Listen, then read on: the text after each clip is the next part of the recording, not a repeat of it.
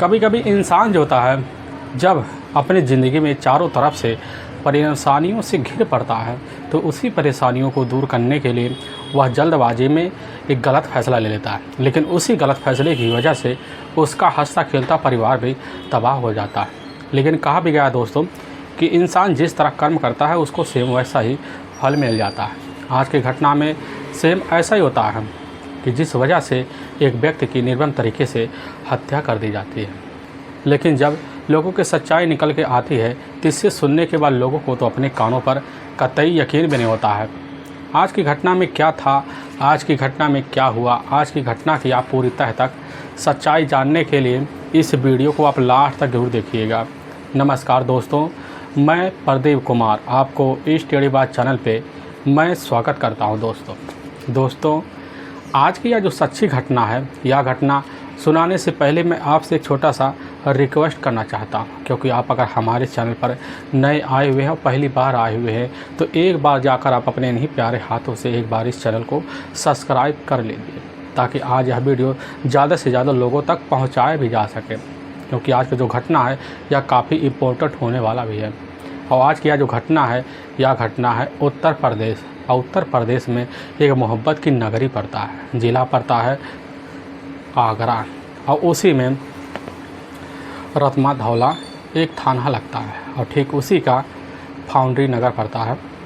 मैं बात कर रहा हूँ 22 नवंबर 2021 का, लगभग वही सुबह का टाइम होता है। उसी वक्त फाउंड्री नगर के ही कुछ दूर पर यमुना नदी पड़ता है। उसी किनारे जो होता है कुछ व्यक्ति सुबह टहल रहे होते हैं, तभी उन्हीं की नज़र साइड में एक झाड़ी में पड़ती है, और उसी झाड़ी में देखते हैं कि वहाँ पर एक व्यक्ति का डेड बॉडी पड़ा हुआ है। और वह व्यक्ति देखते हैं तुरंत ही वहीं पर चीख पड़ते हैं, और उन्हीं की आवाज़ सुनकर आस पड़ोस मौके पर जितने भी व्यक्ति राहगीर मौजूद होते हैं सभी लोग वहाँ इकट्ठा हो जाते हैं। इकट्ठा होने के बाद कुछ लोग वहाँ राय मशवरा करते हैं, लेकिन उसी में से एक व्यक्ति होता है जो उसी समय अपने नज़दीकी पुलिस थाने अब रतमा धौला में फ़ोन कर देता है। रतमा धौला में फ़ोन करने के बाद वहाँ के जो थाना प्रभारी होते हैं देवेंद्र शंकर पांडे, अब जैसी खबर पाते हैं तुरंत ही अपने दल बल टीम को लेते हैं। लेने के बाद जो होता है यमुना के किनारे पहुँच जाते, देखते हैं कि दूर से ही एक जगह काफ़ी ज़्यादा भीड़ लगा हुआ है। भीड़ देखकर वह समझ जाते हैं, तुरंत ही उसी भीड़ वाले जगह पर पहुंच जाते हैं। और जब घटना पर पहुंचते हैं तो देखते हैं कि सही में एक झाड़ी है, उसी झाड़ी में एक व्यक्ति का डेड बॉडी पड़ा हुआ है, अब जिसका उम्र लगभग वही 24 से 25 साल के बीच होता है। लेकिन देखते हैं वहाँ थाना प्रभारी देवेंद्र शंकर पांडे कि उस व्यक्ति के शरीर पर कोई जो होता है कटे हुए चीज़ का निशान नहीं होता है। लेकिन जब काफ़ी ध्यान से देखते हैं कि शरीर पर काफ़ी चोट और मचोट के निशान होते हैं।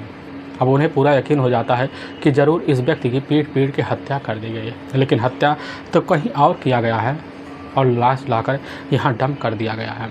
अब पुलिस जो होती है वहाँ पर जितने खड़े लोग होते हैं सबसे उस व्यक्ति का शिनाख्त करवाती है, लेकिन कोई भी व्यक्ति उस व्यक्ति का शिनाख्त नहीं कर पाता है, जिसकी वजह से पुलिस की जो टीम होते हैं उसमें सिपाही भी होते हैं। अब सिपाही उस व्यक्ति का जेब तलाशी लेते हैं, लेकिन उस व्यक्ति के जेब में ना तो मोबाइल मिलता है, ना कोई परिचय मिलता है, लेकिन उसी के जेब में आगे वाला जो होता है उसी में एक पर्ची मिलता है।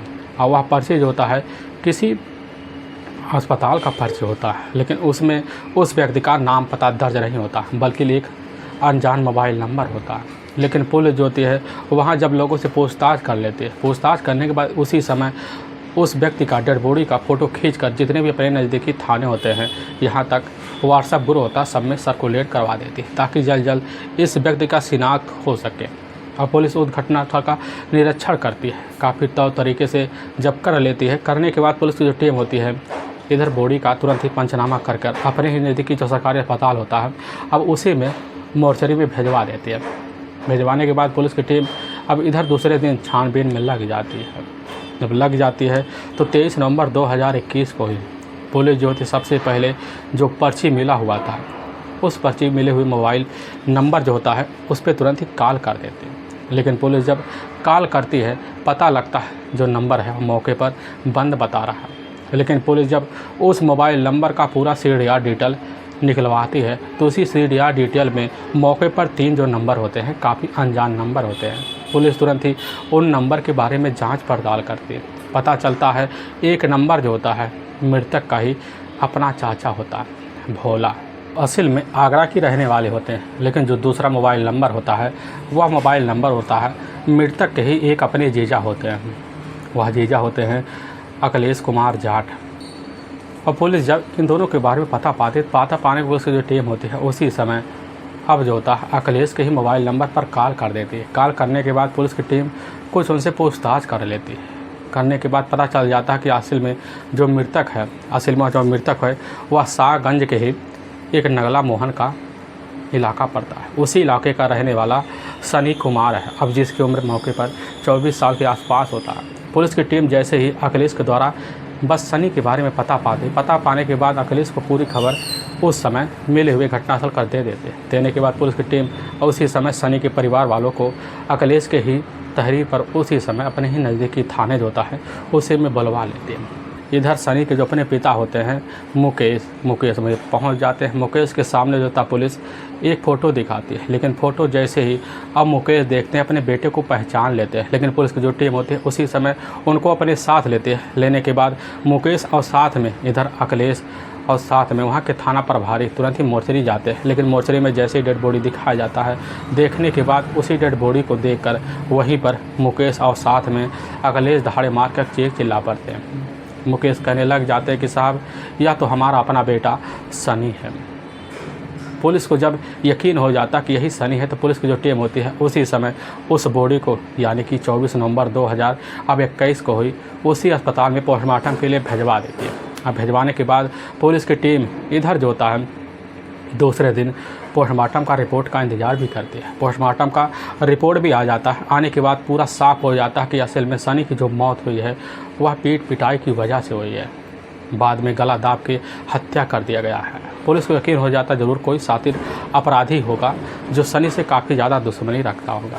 पुलिस की टीम जो होती है अब इधर सनी के जो अपने पिता होते हैं मुकेश से पूछताछ करने के लिए तुरंत ही अब उनके घर पर पहुंच जाती है। वहां से जब पुलिस अब उनसे पूछताछ शुरू कर देती है तो मुकेश जो होते हैं पुलिस के सामने कहने लग जाते हैं कि साहब असल में 21 नवंबर 2021 को लगभग दोपहर का 11 बजे के आसपास टाइम होता है। तो उसी वक्त हमारा जो अपना बेटा वह खुद अपने चाचा भोला के साथ ही गाँव के बाहर एक पुल होता है उसी पुलिया पर बैठा हुआ था। और बैठने के वक्त जो होता है खुद उसके चाचा हमें बता रहे थे कि जो होता है भोला जब हमारे साथ बैठा हुआ था तो उसी के पास एक फ़ोन आता है। वह फ़ोन किसी और का नहीं होता है, वह फ़ोन एक रेखा नाम की एक युवती की होती है, अब जिसकी उम्र लगभग 29 साल के आसपास होता है।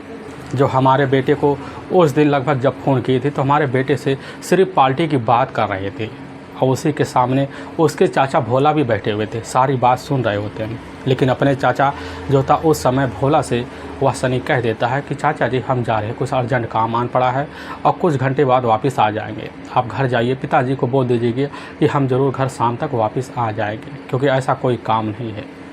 अब वहाँ से तुरंत ही भोला लौट आते हैं, लेकिन वहाँ से हमारा जो अपना बेटा होता सनी चला जाता है। लेकिन जब शाम का टाइम होता 6 बजे के आसपास तो उस वक्त भोला हमारे पास फ़ोन कर देता, कहने लग जाता है कि पिताजी इस समय तो हम जो होता इसी बोदला में ही हैं और एक कमरा है उसी मौके पर पार्टी कर रहे हैं, लेकिन हमारे साथ जो होता है रेखा नाम की एक युवती भी है और साथ में जीजा भी हैं, अखिलेश हैं, उन्हीं के साथ हम पार्टी कर रहे हैं और पार्टी कर जो होता है शाम तक घर वापस ज़रूर आ जाएंगे।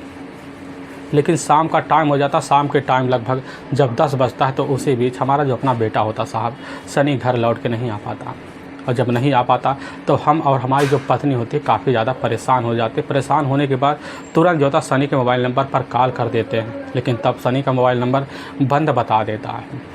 बंद बचाने की वजह से हम काफ़ी ज़्यादा परेशान हो जाते हैं और इसी परेशानी के चलते जो होता है तुरंत का तुरंत जो होता है अब बोदला पहुंच जाते हैं। लेकिन जब बोदला पहुंचते हैं तो वहां पर जो होता है सिर्फ रेखा मौजूद होती है और रेखा से जब पूछताछ करते रेखा कहने लग जाती है कि वह तो जो होता है आज सुबह ही निकल गए थे, लेकिन उनके पास एक मोबाइल था, वह मोबाइल हमको दे दिए थे और मोबाइल में लेकिन सिम कार्ड नहीं लगा होता। हमसे कहने लग जाते हैं कि हम जा रहे हैं अपने फैक्ट्री में काम करने के लिए और हम शाम को आज ज़रूर आ जाएंगे।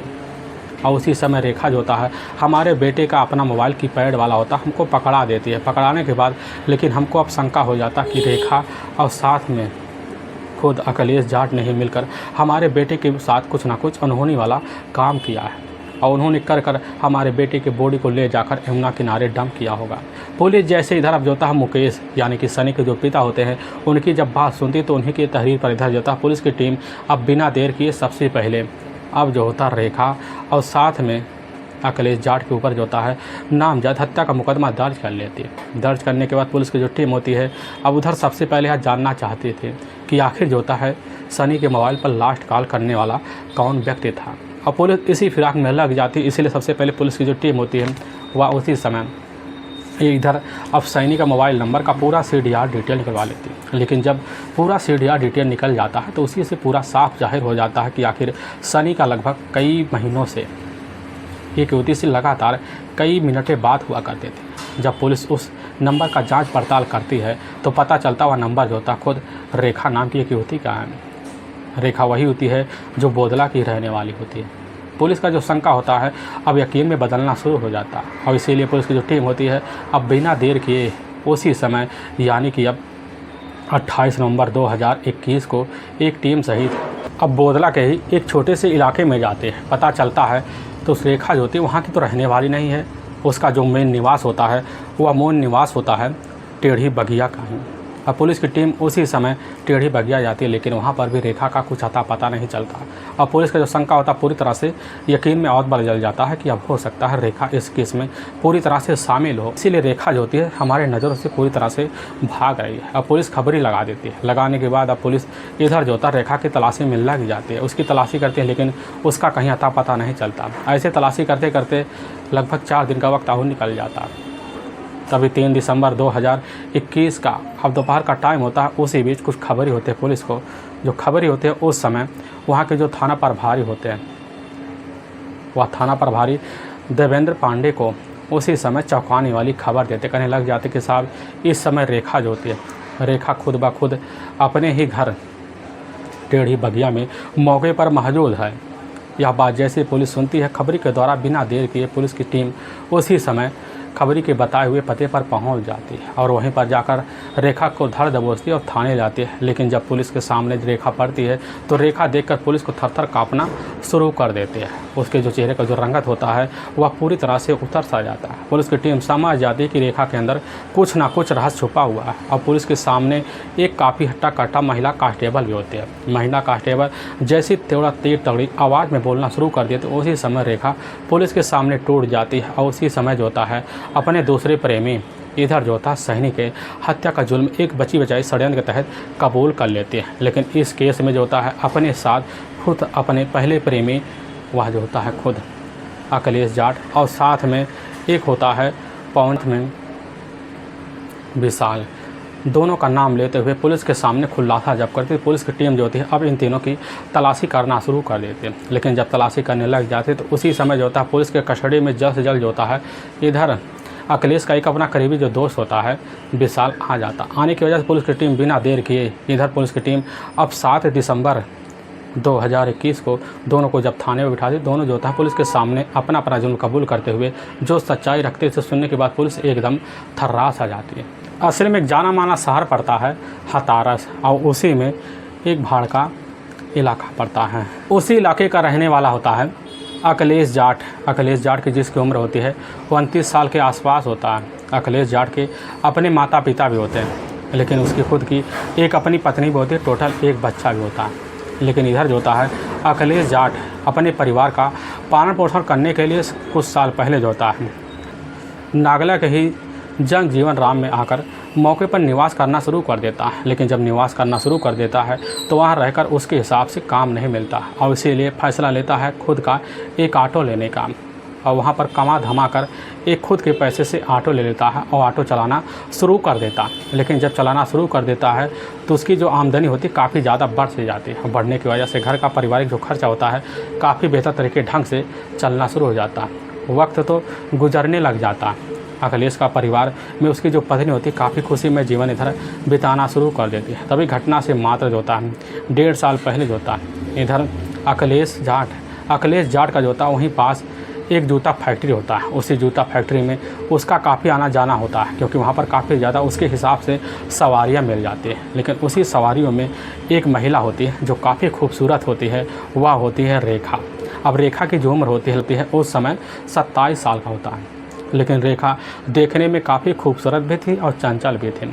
लेकिन रेखा का जो पहला पति होता ठीक होता है, कुछ साल पहले ही इस दुनिया को छोड़ के चला जाता है। लेकिन रेखा का पहले पति से टोटल 11 साल का एक बच्चा भी होता है। लेकिन अपने बच्चे को लेकर अपने मायके में चली आती है। लेकिन जब मायके में उस हिसाब से उसकी ज़िंदगी नहीं गुजर पाता, तो उसी समय उसके जो अपने पिता होते हैं रेखा के लिए नए लड़के की तलाशी करते हैं। लेकिन कुछ ही साल बाद रेखा को एक नया लड़का मिल जाता है, रमेश।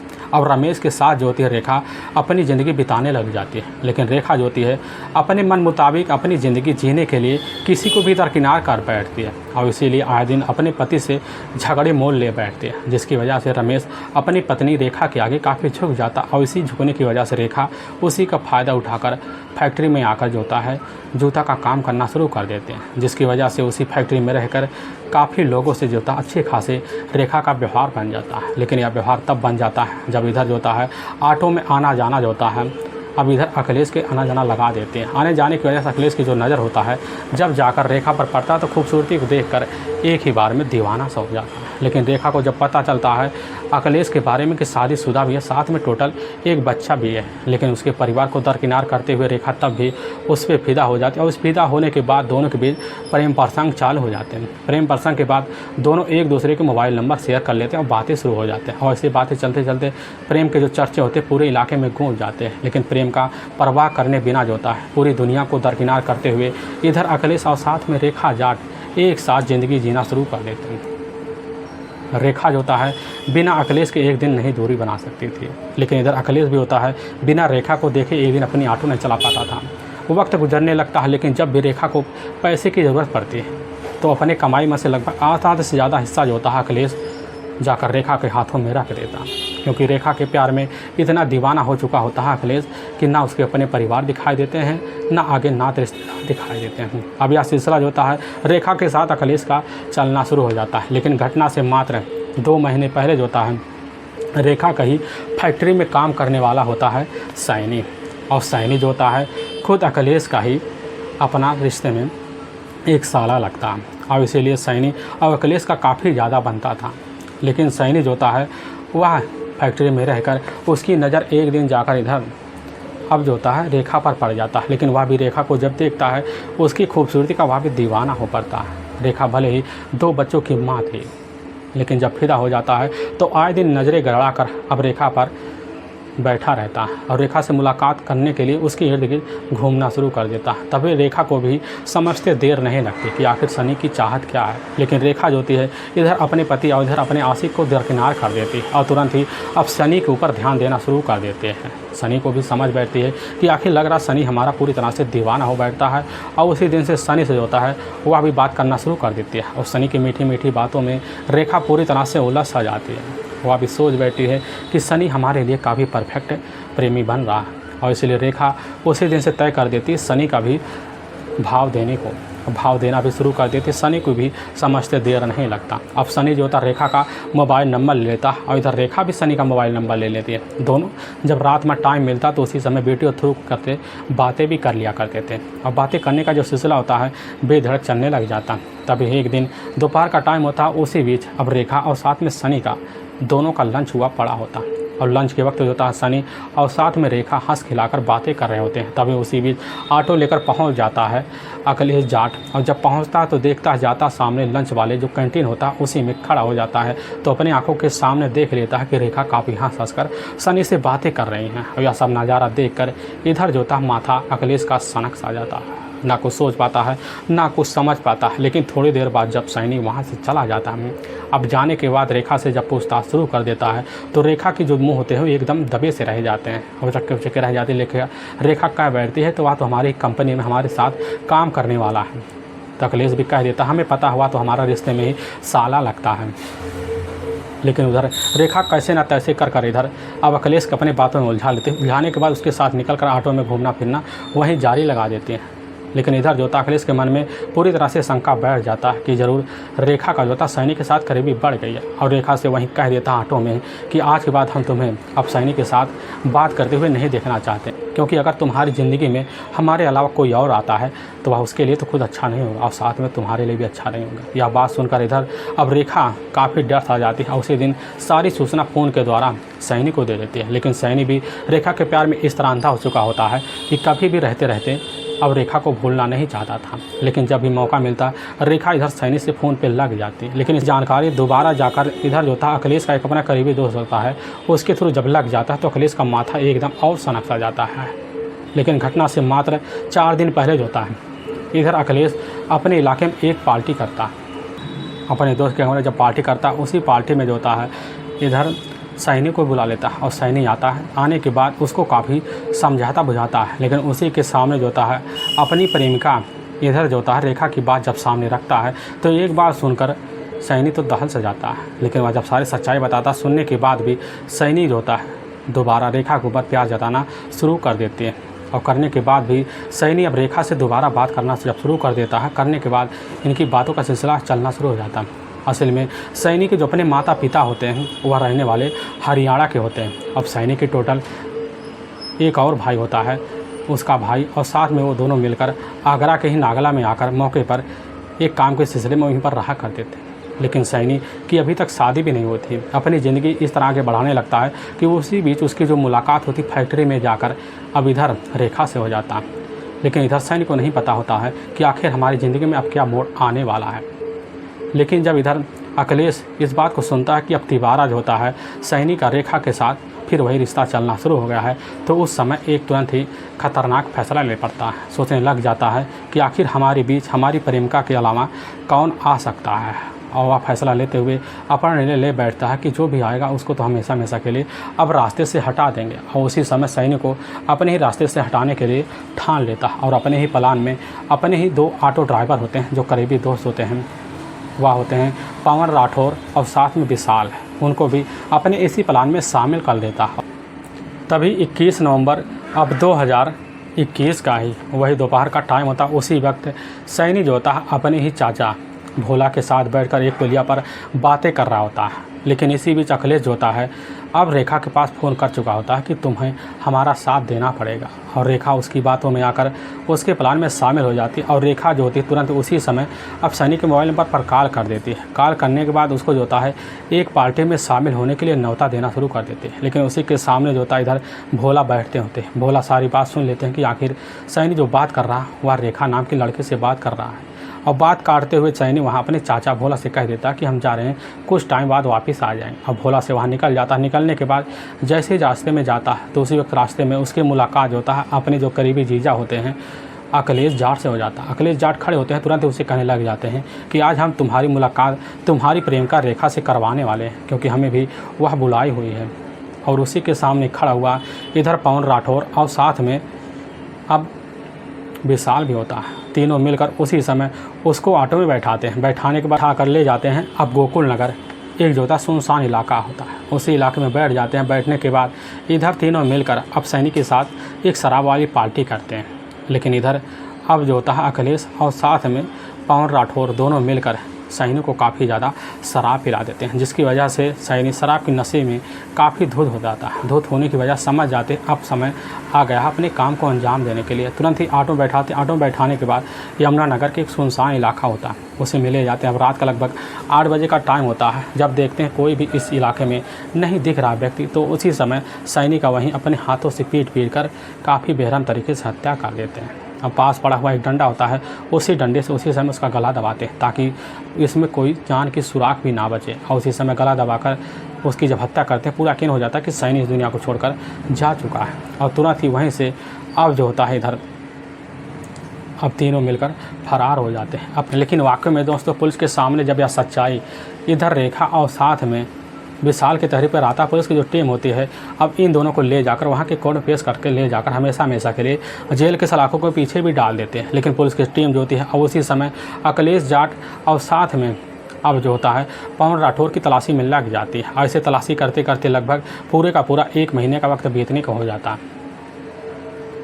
तभी 21 दिसंबर 2021 को ही दोपहर का टाइम होता, उसी बीच खबरियों को पता चल जाता। इस वक्त जो होता है टेढ़ी बगिया के इलाके में अमलेश और साथ में पवन राठौर दोनों कहीं भागने के फिराक में खड़े हुए होते हैं। पुलिस जाती है, उसी समय उनको धब दबोचती है और थाने लाती है। पुलिस की टीम ले जाती है, उनको भी कोर्ट में पेश कर देती है। कोर्ट में उनके ऊपर काफ़ी गंभीर धारा मुकदमा दर्ज करके ले जाकर पुलिस की टीम जो होता है इधर इन दोनों को भी सलाखों के पीछे डाल भी देती है। दोस्तों, हमें इस घटना का सुनाने का जो उद्देश्य होता है किसी को परेशान करना नहीं है, बल्कि आपको यह बताना है कि आप जहाँ भी रहें आप सावधान और सतर्क जरूर रहें। दोस्तों फिर मिलेंगे एक नई वीडियो के साथ, तब तक के लिए जय हिंद और जय भारत।